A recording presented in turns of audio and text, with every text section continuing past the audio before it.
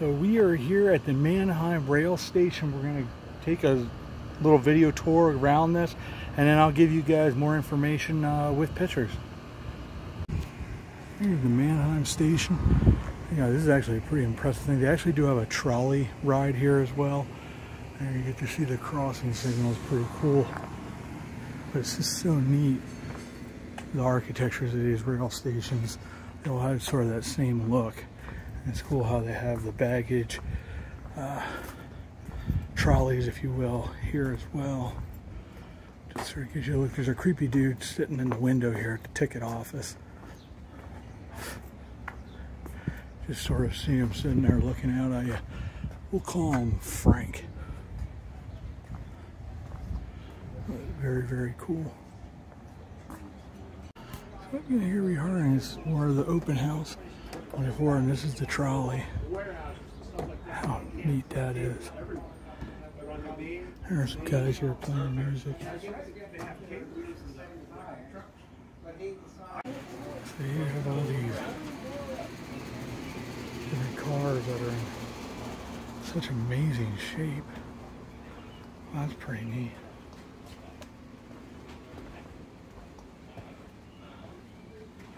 This is definitely a place, if you're a rail fan, this is such an awesome place to come. Like, you don't realize what's all here. Frank's wife was back there, the creepy angel.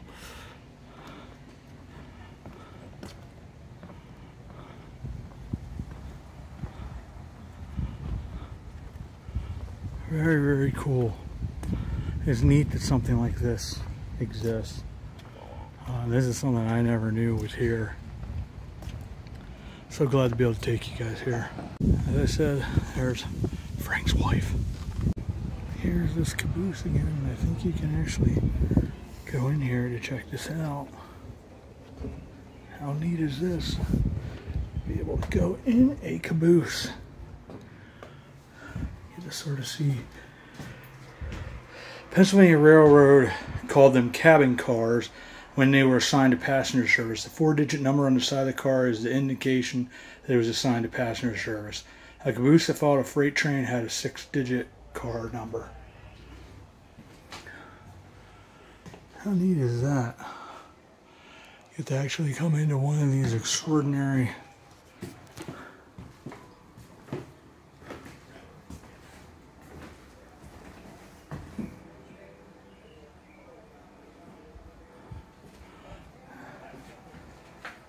This 1917 N5 cabin car was manufactured in Pittsburgh and placed in service April 1917. They acquired this in 1984. And that's an original coal stove. Pennsylvania Railroad stove, and was a source of heat as well as being used for cooking. And this car would have been used as living quarters for the crew of engineer, brakeman, and conductor while on long trips. Very, very neat.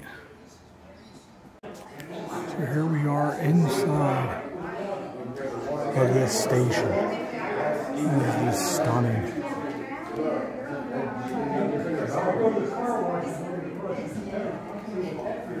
So here's some of the front plates for these different stoves. It's pretty neat.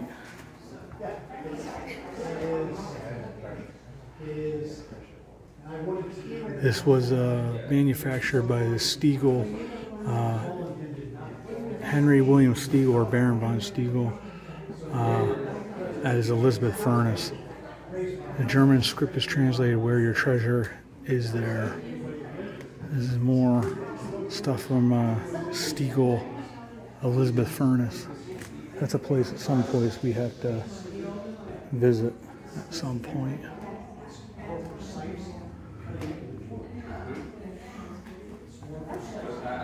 And there you can clearly see the Stiegel Elizabeth furnace, 1769.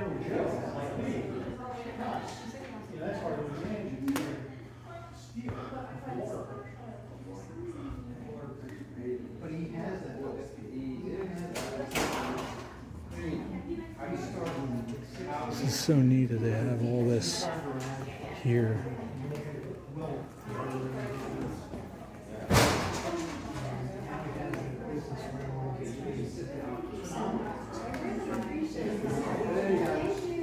So this is an original map of the town of Manheim in 1762. Oh, the original map.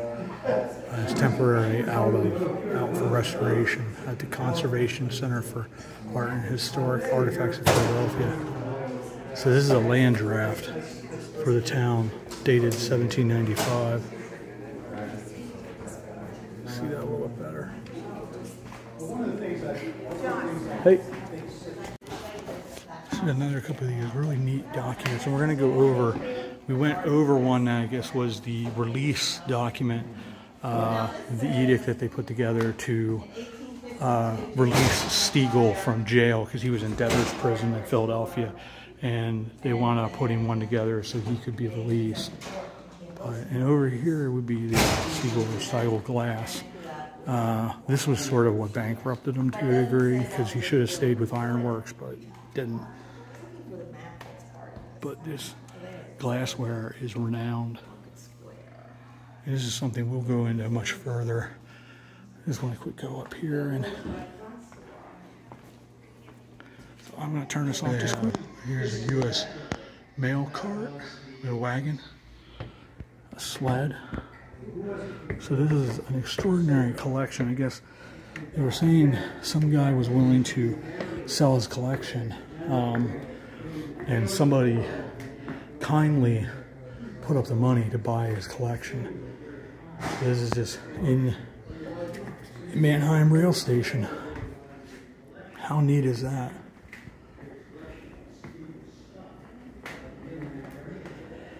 This is a locomotive bell. Manheim printing industry. And at some point we're going to do a video, like I said, on Henry William Stiegel. I'll have to get the right pronunciation of that so I'm not butchering it. But there's just so much history here in Manheim. This is another one of these extraordinary towns, and then one of these, the Historical Society here, everything that they've preserved is just unbelievable. To be able to have this kind of history right here in your backyard. We'll definitely have to get Lewis from Simply Explo Venturing and Cliff the Wandering Woodsman out here. Maybe a couple other folks that would be interested in checking this place out, because this is really, really phenomenal.